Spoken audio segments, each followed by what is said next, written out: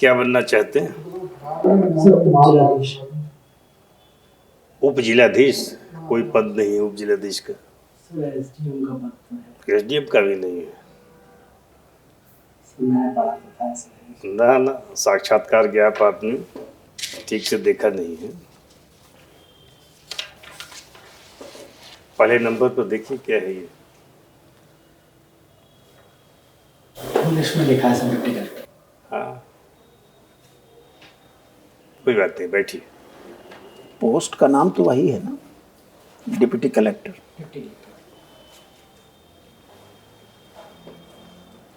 क्या अंतर है डिप्टी कलेक्टर और एसडीएम में?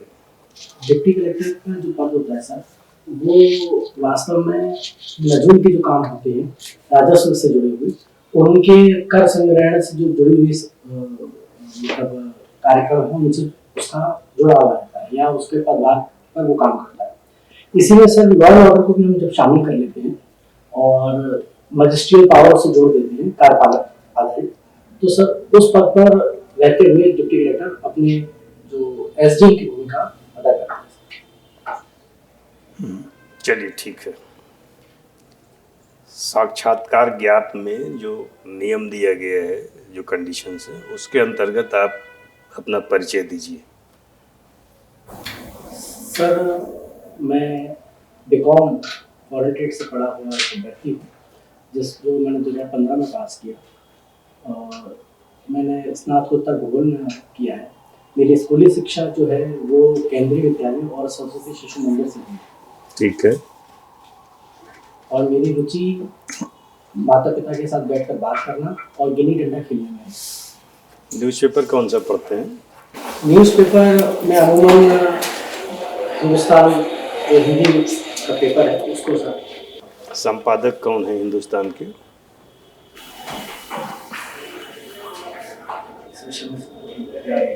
ठीक सर। आप अपनी हॉबी में माता पिता से बातचीत करना और गिल्ली डंडा खेलना, तो gilli danda in real sense या उसका जो मॉडर्न फॉर्मेट है क्रिकेट? नहीं सर, परंपरागत जो खेल है। तो अभी भी आप गिल्ली डंडा रखे हैं? मेरे पास है। Interesting, very interesting. हाँ, ठीक। एक आदर्श डिप्टी कलेक्टर के अंदर कौन कौन से गुण होने चाहिए?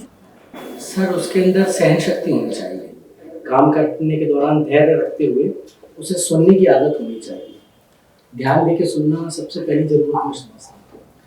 इसके साथ ही प्रशिक्षण के दौरान प्राप्त किया गया जो भी उसको आता ज्ञान था, आवश्यक ज्ञान था, उस ज्ञान को हमेशा एक समझ के अनुसार उसको उपयोग करना चाहिए। कभी कभी कानून और धरातल की चीजें अलग अलग होती हैं, उसके बीच में हम कैसे सामंजस्य बिठा पाते हैं, इसकी बौद्धिक क्षमता, भावनात्मक बुद्धिमत्ता होती है, उसका उसे अटूट ज्ञान होना चाहिए और उसको विश्वास होना चाहिए।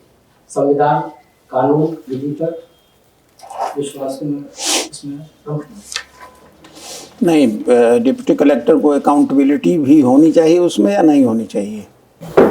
जब हम बात करते हैं दायित्वों के निर्वहन की, तो अकाउंटेबिलिटी उसमें। अकाउंटेबिलिटी की बात जब हम करते हैं तो डिप्टी कलेक्टर किसके लिए अकाउंटेबल है? टू होम ही और शी इज अकाउंटेबल? जी सर, मेरा मानना है कि सबसे पहले संविधान के लिए अकाउंटेबल है, सरकार के लिए अकाउंटेबल है, क्योंकि जो पद को वो धारित करता है वो एक शासकीय सेवा का पद है, तो जो सत्ता होती है उसके लिए वो अकाउंटेबल है। तो फिर उसकी एम्पैथी का क्या होगा, जो आपने कहा कि एम्पैथेटिक होना जरूरी है? पब्लिक इश्यूज में पब्लिक के प्रति अकाउंटेबल होता है कि नहीं होता कोई ऑफिसर? पब्लिक के प्रति ही अकाउंटेबल है। सरकार, सत्ता हमारे यहाँ जनतांत्रिक शासन है, लोकतंत्र का शासन है, जिसके चलते जनता ही लोकतंत्र को बनाती है और वही लोकतंत्र सरकार को गठित करता है और सरकार के प्रति प्रतिबद्धता जनता के प्रति मैं ऐसा महसूस। इन थियरी ऐसा है सर, वास्तविकता में धरातल में ऐसा होता ही नहीं। धरातल में ऐसा है। बिल्कुल मैं ऐसा रहता महसूस करता हूँ। थाने में कोई जाता है रिपोर्ट लिखाने तो दरोगा जी उसको डांट के भगा देते हैं। सर ये अमूमन ऐसा सर जो नकारात्मक बिंदु होते हैं वो हमारे सामने आते हैं, कई मुद्दों पर सकारात्मक चीजें हैं जो हमारे सामने नहीं आ पाती। ऐसे कई संगीन मामले भी हैं जिसमें बड़ी पुलिस ने बड़ी संवेदनशीलता से इन कार्यों और इन दायित्वों को बड़ी जिम्मेदारी से निभाना। डॉक्टर साहब कुछ प्रश्न आप करें।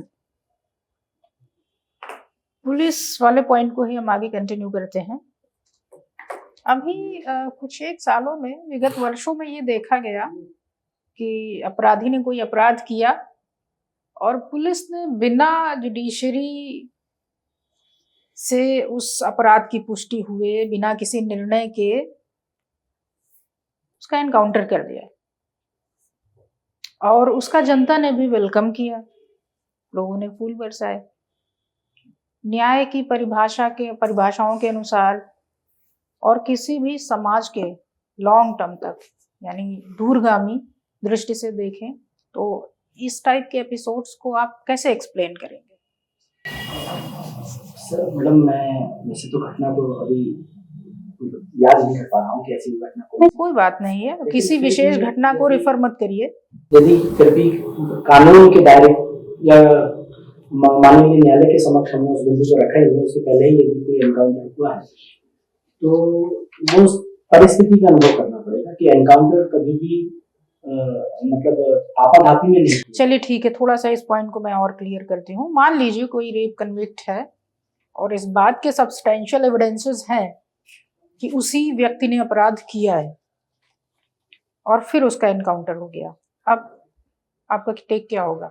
मेरा मानना यह है कि आरोपी जो बलात्कार के संदर्भ में, अपराध के संदर्भ में उसको गिरफ्तार किया गया है, या गिरफ्तार करने के प्रयास के दौरान यदि कोई ऐसी घटना घटी है जिसको बोला जा सकता है कि वहाँ एनकाउंटर होने के सहयोग बने, तो उस सहयोग पर भी विचार आवश्यक है।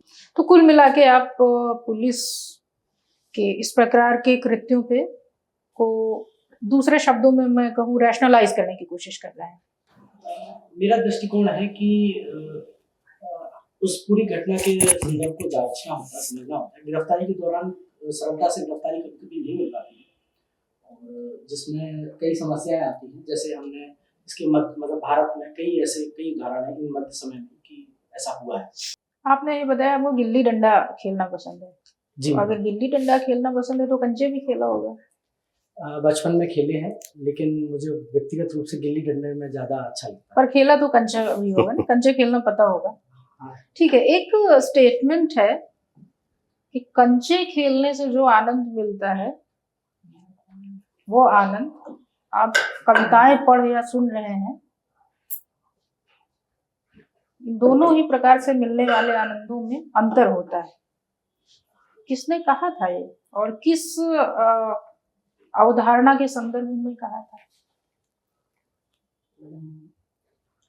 ऐसा मतलब जो कथन है इसके लेखक कौन है या जिनने बोला है इसके वक्ता कौन है, मैं को नहीं मतलब याद आ पा रहा है या मैंने इसके बारे में पढ़ा भी नहीं।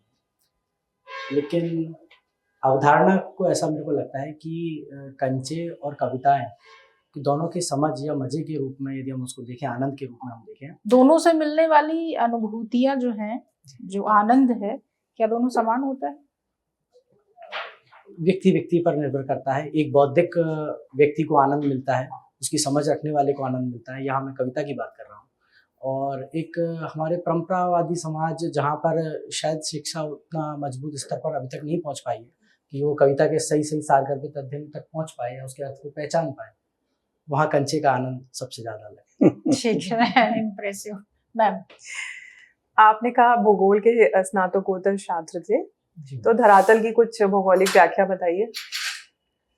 धरातल पे कई ऐसी स्थलाकृति हैं जिनको हम मैदानों, पर्वतों, घाटियों में बांटते हैं, और ये सब कुछ पृथ्वी की जो अन्योन्याश्रित चलने वाली जो क्रियाएं हैं, अंतः बल, बाह्य बल, इन पर आधारित होती हैं।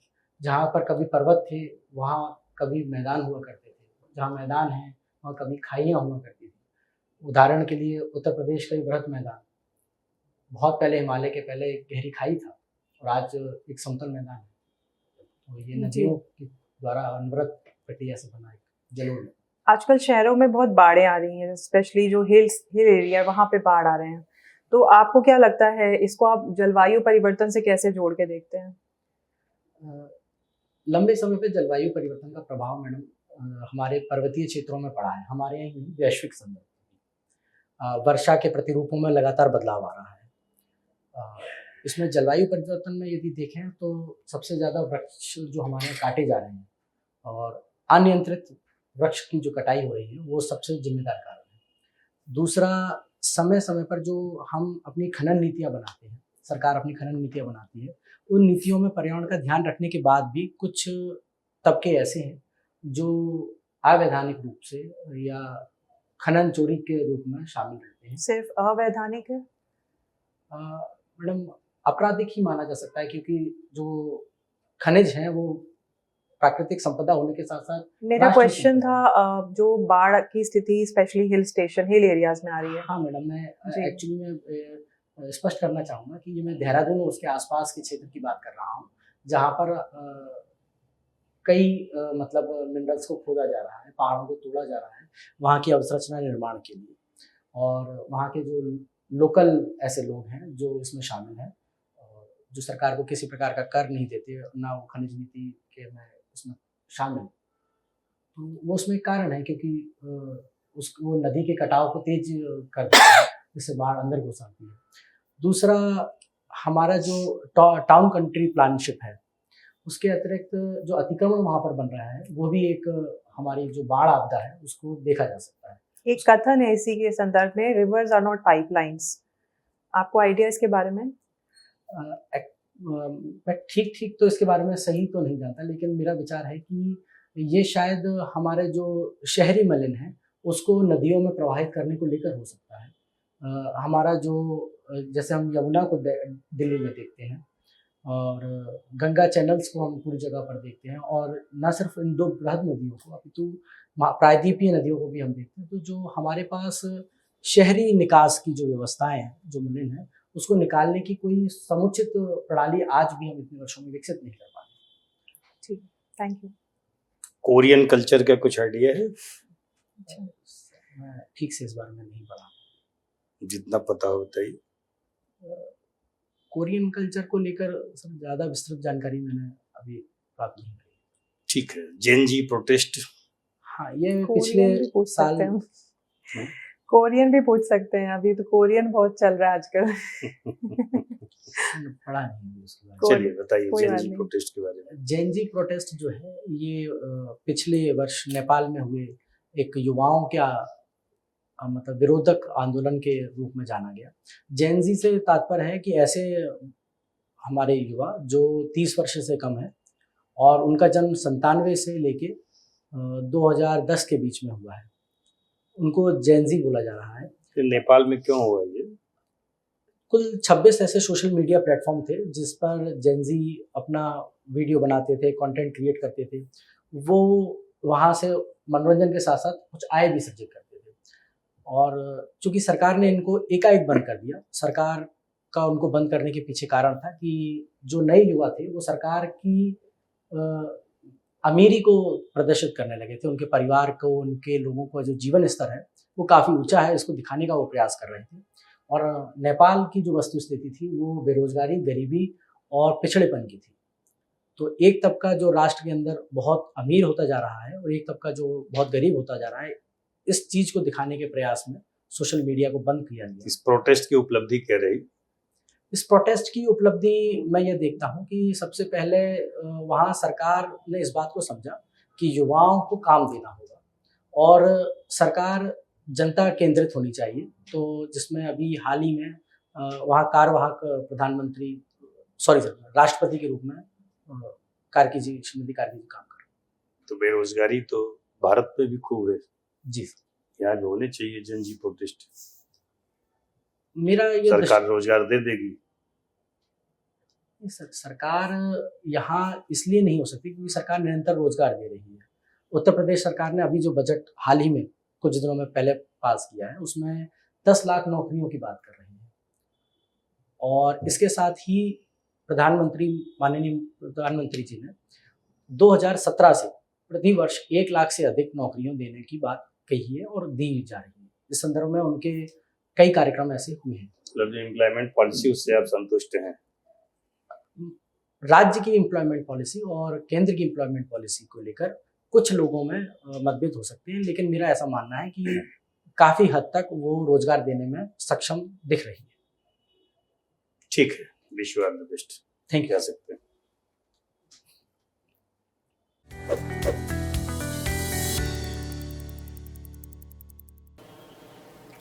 बैठिए। कैसा रहा इंटरव्यू आपका? हाँ सर, अच्छा था। पहला प्रयास था सर मेरा, ठीक था। पहला प्रयास ठीक था। कितना अंक देंगे अपने आप को? मैं तो सर 70 के आसपास था। 70 के आसपास। गुड, अच्छा रहा साक्षात्कार आपका। ओवर कॉन्फिडेंट नहीं होना है। कब है इंटरव्यू? जी सर, कब है साक्षात्कार आपका? 26 फरवरी को सर। 26 फरवरी को। तो अभी टाइम है और ब्रश अप करते रहिए 70-75 के लिए। न्यूज़पेपर वगैरह देखिए और इसको थोड़ा और प्रभावी बना सकते हैं अपना फर्स्ट इम्प्रेशन। जी सर। पूछने का तरीका, चलने का तरीका, जी सर। अभिवादन, बैठे ठीक, आपका आई कांटेक्ट वगैरह ठीक था। जी सर। जाते समय ओवरऑल जो अपीयरेंस है वो भी आपका ठीक है। कॉन्फिडेंस का लेवल ठीक है। Promising candidate, very good one.